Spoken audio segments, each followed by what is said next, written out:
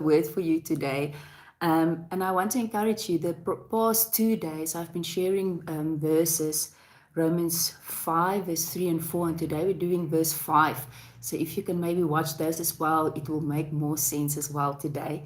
So on day one, we said that trials and tribulations doesn't automatically produce endurance, but the attitude in which we approach it with joy and with peace, that produces endurance. And then the next day we said that endurance creates or produces for us a character that is full of integrity and that has approved faith. And that character has this joyful, constant, joyful expectation and hope for good things to come. So let's read verse 5 today. It says, such hope never disappoints or deludes or shames us, for God's love has been poured out in our hearts through the Holy Spirit who has been given us. You know, he says such hope. So he's speaking about a specific hope. He's speaking about a hope that was created by a character that has endured the test, that has endured the trials, and that saw the faithfulness of God. You know, you get people that it almost seems like they always have joy and always have this expectation, yeah, that tomorrow it's going to be better, and I know the outcome, and they just kind of these people that always have hope. And then sometimes we feel like, I don't want to raise my hope. I don't want to raise my expectation. What if I feel disappointed again? But what he is saying here, he's saying that we can have a hope if we've stood the test and saw that God is faithful and that he came through for us in our lives.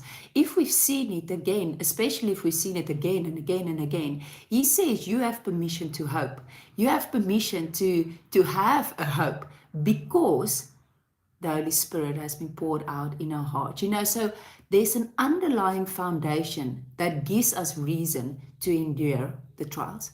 There's an underlying foundation that gives us reason to have integrity of character. There is an underlying foundation to have a constant hope, whether we've been disappointed before or not. And that is that the Holy Spirit has been poured out in our hearts, and we have that love of God, this relationship with God. When we stand in this relationship with God, you know, there is nothing that can separate us from this. So I have just this encouragement today for you, is to hope again. Don't worry that if you're going to lift your expectation, that the disappointment will be too great. So you rather, you know, stay or steer safe of hope. God is saying, listen, not only have you seen my goodness and my faithfulness in my life, but I have proven it on the cross. And I've given you the Holy Spirit to give you this constant reminder of my promises. Everything we do, everything we hope for, everything we do in faith, what we speak is based on the word. So if you have been disappointed before, we do not look at our disappointments. We go back to the word. And the word says that hope, this type of hope, a hope that has endured the test, that is founded on the Holy Spirit, that is founded on the love of God, that hope will never disappoint. It will never delude us or shame us. You know, the King James says, and hope makes not ashamed. I think oftentimes we don't want to speak out our hope towards other people because we are scared we're going to be put to shame. God is saying, go full out, speak the word. You will not be put to shame.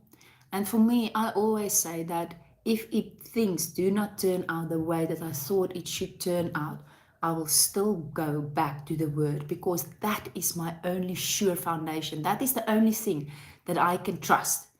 And I see that I can trust him. I see, and I've seen it in my life, but I see it in his word, that I can trust him and that hope will not disappoint me. So today, I will hope again because I've stood the test in many ways, but I know I have a sure foundation, the Holy Spirit.